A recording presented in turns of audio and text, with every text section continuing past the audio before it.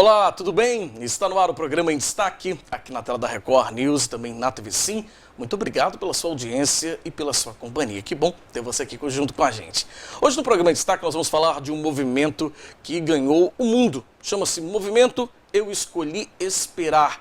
Quem está aqui comigo é o líder do movimento, fundador do movimento, que é o Nelson Júnior. Nelson, que alegria, seja muito bem-vindo ao programa. Eu que agradeço, uma honra, um privilégio, e para quem está nos acompanhando também aí, espero que seja um papo aí que acrescente a todos. Bacana demais. Nelson, vamos explicar um pouco o que é esse movimento. Eu sei que ele ganhou uma dimensão muito expressiva, ganhou o mundo, vamos falar assim, mas é um movimento capixaba, começou aqui. Capixaba, e jamais imaginaria que ele tomasse essa proporção. Hoje nós temos aí aproximadamente 7 milhões de seguidores nas redes sociais, 150 mil livros vendidos, palestras no Brasil inteiro, visitei todos os estados do Brasil, eu visito pelo menos uma vez no ano uma capital, dando as palestras do movimento. As pessoas perguntaram, estava nos seus planos? Jamais, E também já em alguns países a gente já também alcançou aí, trabalhando essa temática, que é uma temática que parece meio fora de moda. Eu falo que eu não esperava essa repercussão por conta do tema, Sim. Quando eu comecei, a gente começou na internet,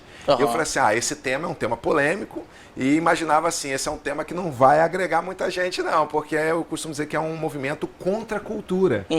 A gente vem aí desde a revolução aí sexual, no Woodstock, 1960 para cá, eu falei, eu estou indo na contramão de tudo isso. Imagina, você chegar para adolescente, jovem, e falar assim, peraí, você tem que esperar. Não, papo careta aí, tio?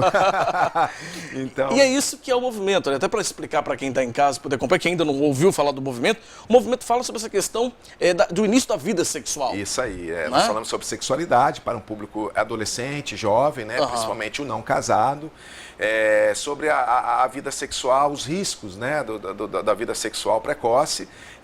O movimento essencialmente nasceu aqui em Vitória e viralizou na internet. Nós começamos em 2011 e ele viralizou na internet em 2011 mesmo. Olha aí.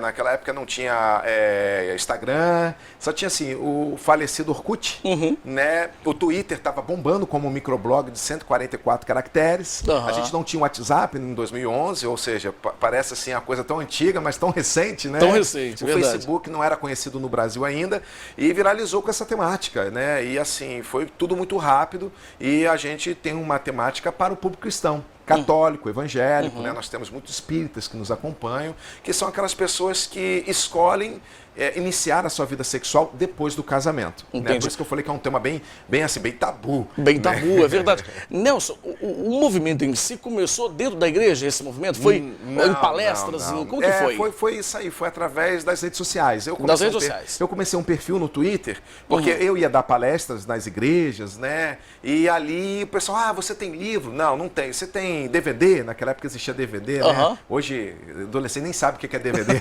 Só MP4, Baixa lá e assiste. Tudo hoje é Spotify, é YouTube, Verdade. E naquela época não era assim. Eu não tem nada. Aí o pessoal, poxa, eu queria saber mais. Eu falei, olha, criei uma conta no Twitter e falei, você pode saber mais na comunidade do Orkut ou no Twitter. E para minha surpresa, viralizou no Twitter. Viralizou. Foi uma coisa assim que em um mês de conta já tinha 5 mil seguidores, que era um fenômeno. Olha em 2011, para você ter uma ideia de medição de fenômeno, nós fomos premiados como um dos 10 perfis mais influentes da internet em 2011. Interessante. O primeiro foi Rafinha Bastos, Kaká, naquela época jogador de futebol, e nós estávamos ali entre as 10 perfis mais influentes da internet em 2011. Olha isso. Então, para ver a influência, como que aquilo viralizou, o tamanho que tomou, foi notícia em vários programas de televisão por causa dessa temática, Entendi. Então foi surpreendente. Daí que veio os convites para... Aí transformou em livro, palestra, seriado, cruzeiro marítimo, evento, internacionalmente, famosos abraçaram a causa, se identificaram, passaram a seguir, passaram a repostar, e aí a gente começou a ganhar o mundo, Porque celebridades internacionais começaram a conhecer através de jogadores de futebol, jogadores da seleção brasileira começaram a me convidar para dar palestras, falar rapidinho, em times, essas coisas todas. Colégios começaram a me convidar, diretores de escola, professores. Eu sei que você fala disso nas igrejas. poderia falar aqui na escola. E aí, meu amigo, foi assim uma coisa viral e surpreendente. Interessante, né? Interessante como ganhou, né, essa adesão de fato, Eu né? jamais imaginaria. Foi assim, quem que vai querer assumir isso? E foi muito legal, porque o que aconteceu? Foi um efeito assim, identitário. As pessoas começaram a seguir, falando assim, me achei. Né? Não tô sozinha, não tô sozinho, né? Porque se guardar para o casamento virou fora de moda, virou vergonhoso, virou motivo de deboche. Então, um adolescente, um jovem que se guarda para o casamento, eles tinham vergonha disso.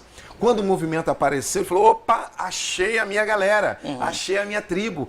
E era isso que eu recebia, né? Muita gente fala assim, nossa, enfim, não tô sozinho, não tô maluco, não sou um extraterrestre, né? Não sou um esquisito.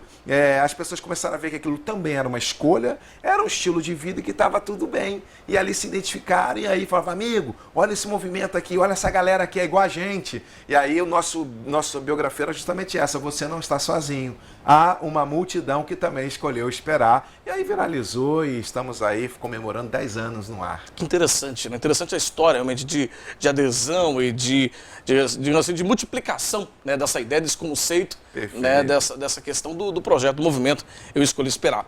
Nelson, nós vamos para um rápido intervalo. Na volta nós vamos conversar um pouco mais sobre o projeto, né, sobre esse movimento, porque eu sei que a gente falou um pouco do início dele, mas ele ganhou um caráter muito social também, da questão da evitar, por exemplo, a gravidez na adolescência e tudo mais, mas é assunto para o nosso próximo bloco, é bem rapidinho, a gente volta já já com o programa em destaque. Não sai daí.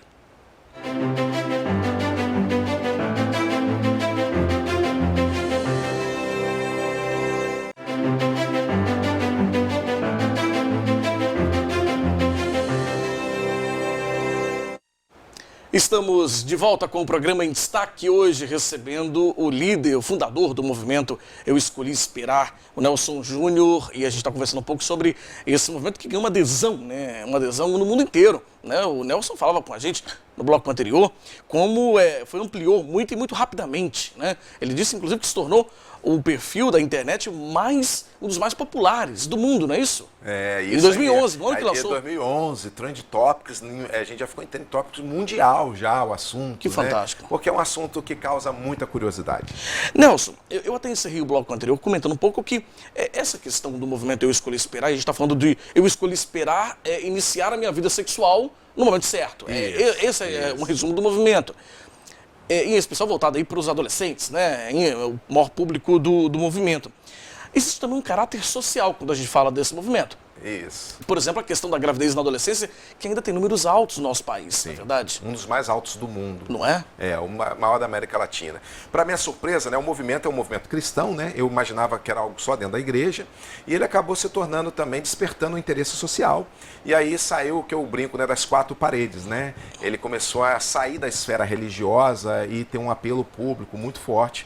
Existem países que aplicam como política pública, política de Estado, cientificamente comprovado, existem estudos e, por exemplo, os Estados Unidos é um desses países, né, que investe milhões em programas que lá nos Estados Unidos chamam programas de abstinência sexual, né, que é desenvolvido para adolescentes nas escolas. Então o governo americano investe anualmente milhões e milhões de dólares em programas como esse. E aí aqui no Brasil eu fui convidado para a gente criar um programa também como política pública, né, aqui no país, de combate ao risco sexual precoce, né, que tem esses dobramentos. Sim, no Brasil a gente tem aí uma média aí de 65% aí das meninas, 65 para cada 1000 gravidez, 65 são de meninas menores de 14 anos. Olha isso. Né, muito alto no mundo, assim, pela OMS, 44%.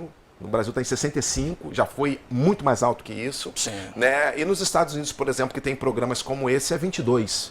Né? Então, é a metade da média. Sim. Então, eu comecei a ser convidado para a gente criar esses programas, né? E aí a gente começou a desenvolver o programa de políticas públicas sem o viés religioso, né? Porque na igreja a gente trabalha a questão da fé, a questão de se guardar até o casamento, né? A questão de pureza sexual.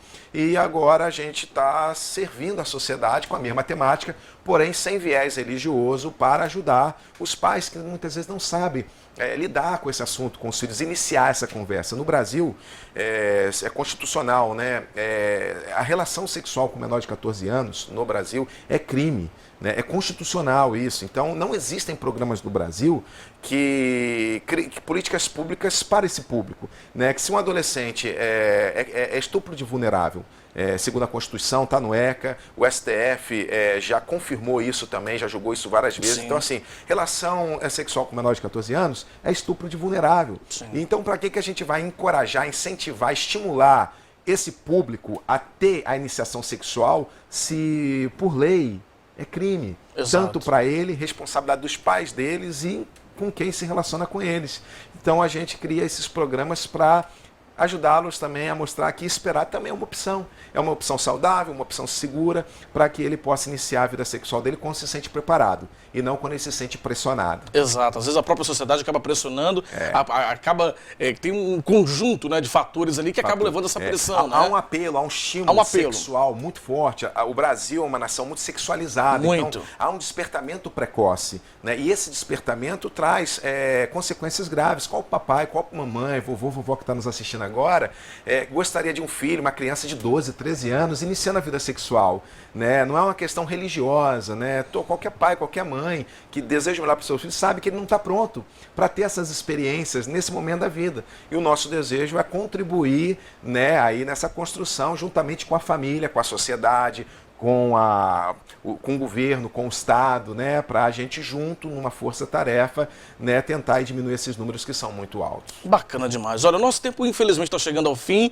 Eu quero agradecer muito ao Nelson Júnior, que é fundador, líder do movimento Escolhi Esperar. Hoje nosso convidado falando um pouco sobre como esse movimento ganhou adesão, né, ganhou o mundo inteiro, e não só com a conotação religiosa, como ele explicou agora, mas também social, né, falando da importância de você preservar, cuidar da saúde sexual das crianças também, né, e também prevenir a gravidez na adolescência, que é algo muito sério, como ele disse, no nosso país inteiro. Nelson, foi um prazer, obrigado por ter vindo aqui. Muito obrigado, viu? E até a próxima. Obrigado. Bom, a você de casa, muito obrigado pela audiência, pela companhia. A gente fica por aqui com o programa em destaque de hoje. Para rever essa entrevista, acesse aí simnoticias.com.br. Um grande abraço e até qualquer hora na Record News e também na TV Sim. Tchau, até lá.